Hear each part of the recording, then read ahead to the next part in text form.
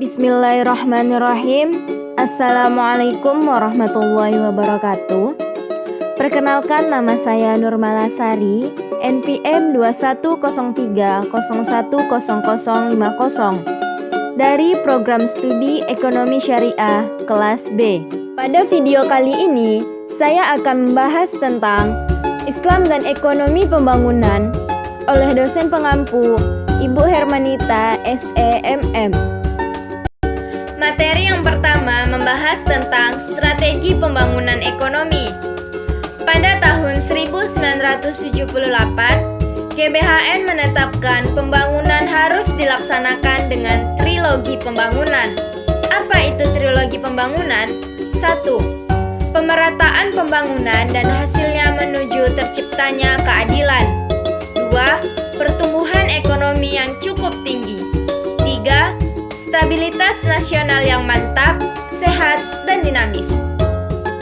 Indikator keberhasilan pembangunan menurut Kuncoro 2000 ada dua macam. 1. Indikator ekonomi. Produk nasional bruto, gross domestic product, purchasing power parity. 2. Indikator non-ekonomi. Human Development Index dan Physical Quality Life Index. Dan beberapa indikator lainnya seperti garis kemiskinan, kebutuhan dasar minimum, dan kriteria Bank Dunia. Adapun rumus indikator ekonomi adalah GNP, C tambah I tambah G tambah dalam kurung X kurang M tambah F. Di sini C sama dengan konsumsi, I sama dengan investasi, G sama dengan pengeluaran, X sama dengan ekspor, M sama dengan impor, F sama dengan net factor payment. Adapun rumus GDP adalah C tambah I tambah G tambah dalam kurung X kurang M. NI sama dengan R tambah W tambah I tambah P. Di sini R sama dengan rent atau sewa, W sama dengan wage atau upah, I sama dengan interest atau bunga, P sama dengan profit atau keuntungan. Adapun indikator non-ekonomi adalah kesehatan, gizi, dan pendidikan. Selanjutnya, adapun pertumbuhan dan pembangunan ekonomi, menurut Adam Smith, adalah membagi tahapan pertumbuhan ekonomi menjadi 5 tahapan yang berurutan. 1. Masa perburuan. 2. Masa berternak. 3. Masa bercocok tanam. 4. Masa perdagangan. 5. Masa perindustrian. Teori perubahan struktural. 1. Teori Boeke, dualisme sosial. Dua sistem sosial yang berbeda yang berdampingan. 2. Teori pembangunan Arthur Lewis, dualisme ekonomi, mengasumsikan dalam perekonomian suatu negara pada dasarnya ada dua, perekonomian tradisional dan modern. C. Holistery, teori pada pembangunan. Pada pembahasan yang selanjutnya, yaitu membahas tentang distribusi pendapatan dan kemiskinan. Adapun faktor-faktor yang mempengaruhi pertumbuhan ekonomi. 1. Akumulasi modal, termasuk semua investasi baru yang berwujud tanah, peralatan fisik, dan sumber daya manusia. 2. Pertumbuhan penduduk dan hal-hal yang berhubungan dengan kemiskinan. Jumlah angkatan kerja yang secara umum dianggap sebagai faktor yang positif dalam merangsang pertumbuhan ekonomi. Yang ketiga, kemajuan teknologi merupakan faktor yang paling penting bagi pertumbuhan ekonomi. Adapun faktor yang mempengaruhi meluasnya pertumbuhan ekonomi investasi adalah 1. Kecenderungan negara-negara maju secara ekonomis. 2. Pertumbuhan ekonomi terbatas hanya pada sepertiga populasi dunia. Adapun strategi kebijakan dalam mengurangi kemiskinan pada sektor pembangunan pertanian. Saat ini, sektor pertanian masih berperan dalam pembangunan ekonomi serta pengurangan kemiskinan di Indonesia. Ada 3 aspek dari pembangunan pertanian yang telah memberi kontribusi dalam pengurangan kemiskinan, terutama di daerah perdesaan. Aspek tersebut antara lain: 1. Revolusi teknologi pertanian. 2. Pembangunan irigasi. 3. Pembangunan pertanian di luar Pulau Jawa dengan pola transmigrasi. Adapun pembangunan ekonomi di Indonesia, masalah dan kebijakan pada periode 1945 sampai 1950. 1. Struktur ekonomi tidak seimbang. Peranan sektor pertanian sangat kurang dan diverifikasi kurang sehingga sangat mempengaruhi gejolak harga. 2. Sebagian besar penduduk tinggal di Pulau Jawa, di luar Pulau Jawa sangat kurang. 3. Daya beli masyarakat sangat rendah. Dan adapun strategi pembangunan ekonomi daerah dalam perkembangan dunia usaha. 1. Penciptaan iklim usaha yang baik bagi dunia usaha. 2. Pembuatan informasi yang terpadu yang dapat memudahkan masyarakat dan dunia usaha. 3. Pendirian pusat konsultasi dan pengembangan usaha kecil. 4. Pembuatan sistem pemasaran bersama untuk efisiensi. 5. Pembuatan lembaga penelitian dan pengembangan atau litbang. Dan adapun kerjasama ASEAN adalah untuk menyerap keuntungan ekonomi melalui kegiatan diplomatik, menarik investasi asing untuk masuk pada ASEAN dan meyakinkan mereka, serta mendalami kerjasama ekonomi dan hubungan ekonomi di antara sesama anggota ASEAN. Pada bab selanjutnya yaitu membahas tentang kebangkitan terhadap pembangunan ekonomi. Menurut Kuncoro 1997, ada 3 pilar utama di balik munculnya teori pembangunan. 1. Pertumbuhan ekonomi. 2. Bantuan luar negeri. 3. Perencanaan. Pembangunan adalah suatu orientasi dan kegiatan usaha tanpa akhir. Pembangunan ekonomi adalah suatu rangkaian proses kegiatan yang dilakukan oleh suatu negara untuk mengembangkan kegiatan atau aktivitas ekonomi, untuk meningkatkan taraf hidup atau kemakmuran, income per kapita dalam jangka panjang.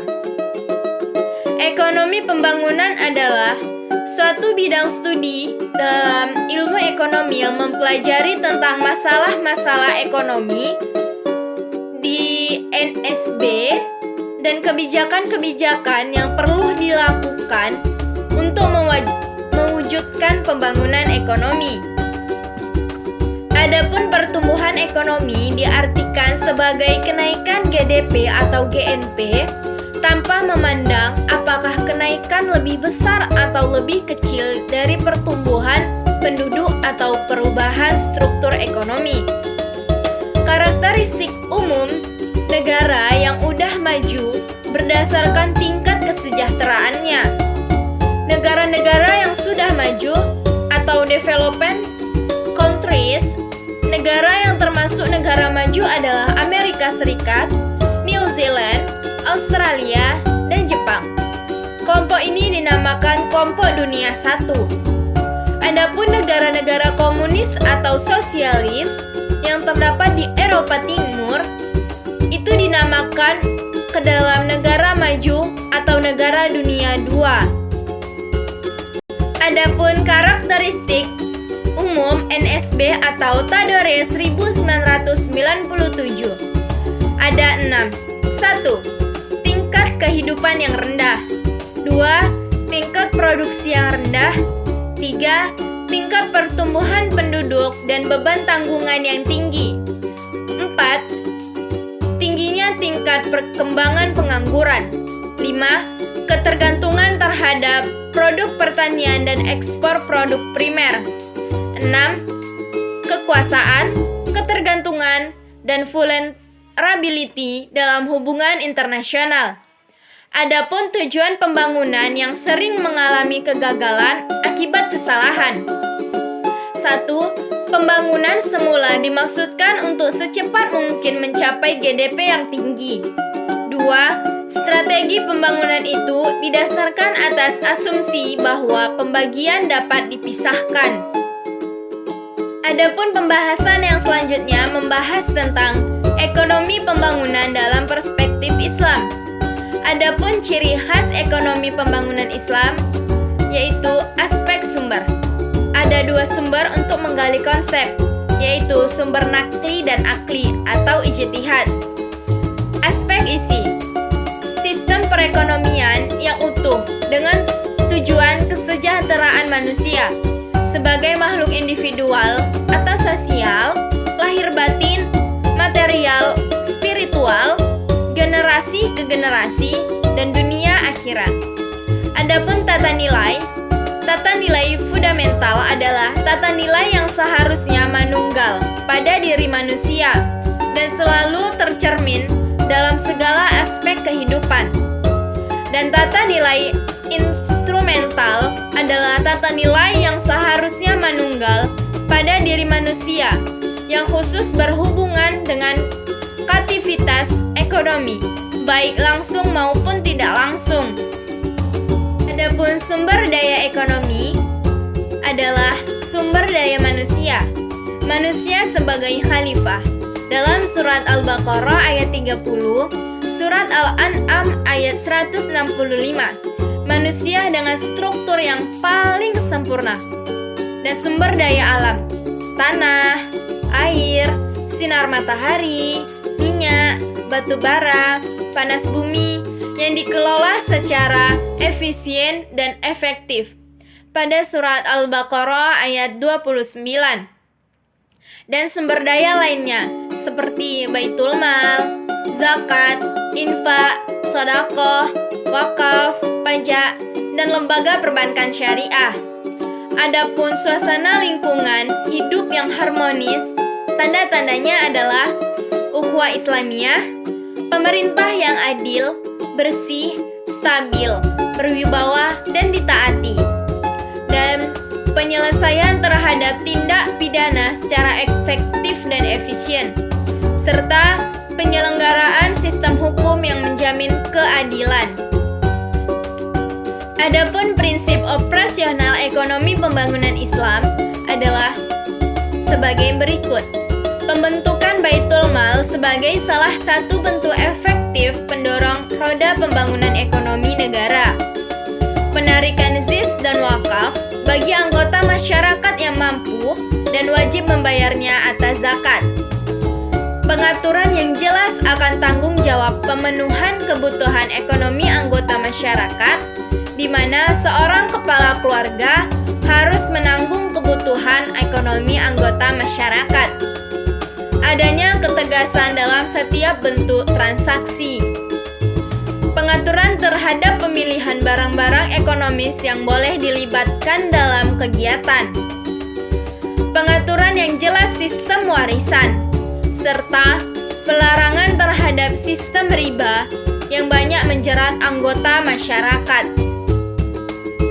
Pada bab yang selanjutnya yaitu membahas tentang sejarah perkembangan ekonomi sosial dan politik di Indonesia. Pandangan ekonomi dari segi filsafat dan etika. Menurut Aristoteles, bidang studi ekonomi adalah bidang studi tentang kekayaan. Menurutnya, uang mempunyai 3 fungsi, yaitu alat tukar, pengukur nilai, dan penimbun kekayaan. Dan menurutnya, uang adalah mandul.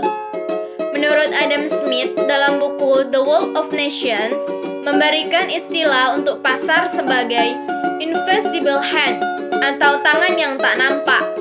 Menurutnya, tangan ajaib itu akan bertindak sedemikian rupa sehingga kesejahteraan pribadi juga akan menyebabkan kesejahteraan bagi masyarakat atau orang lain. Menurut aliran neoklasik berpendapat, yang harus mendapat perhatian utama bukan segi penawaran, yaitu penawaran terhadap dunia usaha investasi dan mengembangkan teknologi produksi. Adapun pendapatan dan kebijaksanaan di barat adalah merkantilisme, klasik, Keynesian, dan neoklasik.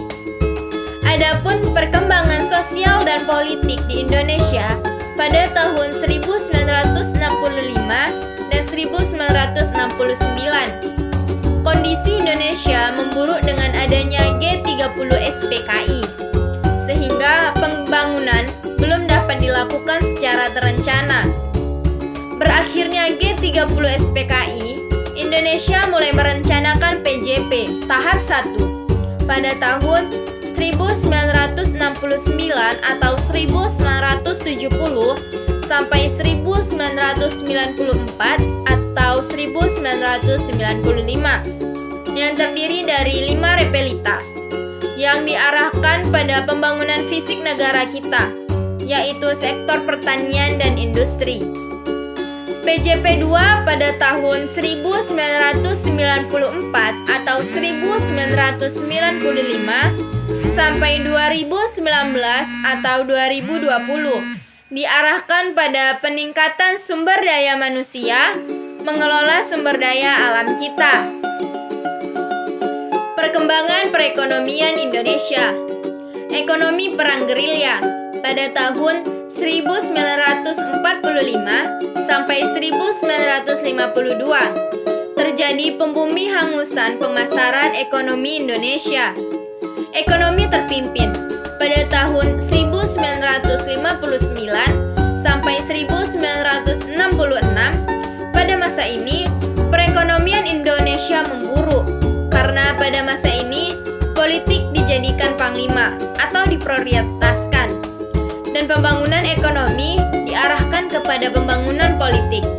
Akhirnya, pemerintah Orde Baru merubah kebijaksanaan ekonomi tertutup menjadi terbuka.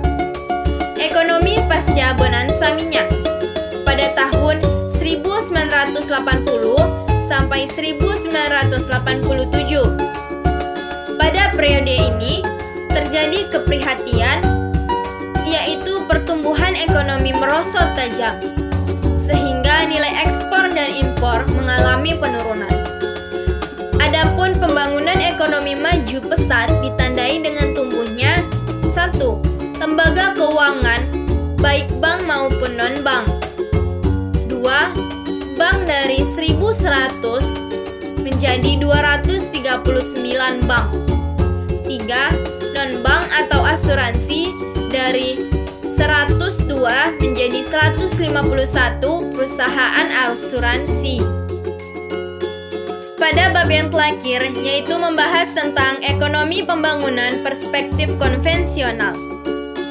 Adapun sistem perekonomian yaitu suatu sistem yang mengatur dan menjalin hubungan ekonomi antar manusia dengan seperangkat kelembagaan dalam suatu tatanan kehidupan.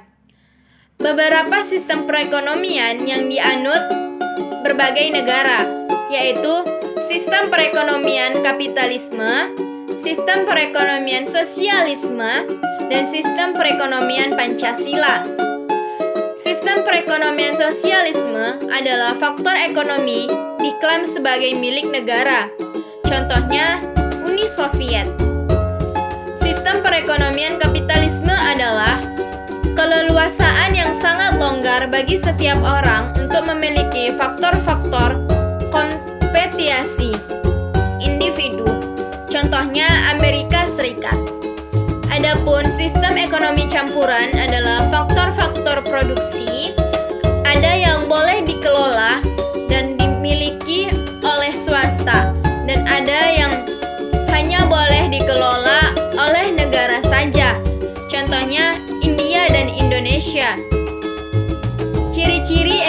ekonomi Pancasila. 1. Roda ekonomi digerakkan oleh kekuatan moral dan etika tradisional. 2. Ada keinginan yang kuat dari masyarakat untuk mewujudkan pemerataan ekonomi. 3. Nasionalisme selalu menjiwai setiap kebijaksanaan. 4. Koperasi merupakan contoh dari bentuk BU dengan sistem ekonomi kekeluargaan. 5. Adanya imbangan yang jelas antara sentralisasi wewenang kepada pemimpin di pusat dan desentralisasi memusatkan wewenang pada daerah masing-masing. Adapun dasar operasional sistem ekonomi Pancasila adalah 1. Peranan negara dan masyarakat. 2. Tidak ada dominasi dan konfrontasi. 3. Masyarakat memegang peranan sentral. 4. Pengaturan, perencanaan, dan pengawasan. 5. Tidak bebas nilai dalam melakukan ekonomi dan dipengaruhi oleh nilai-nilai pada Pancasila.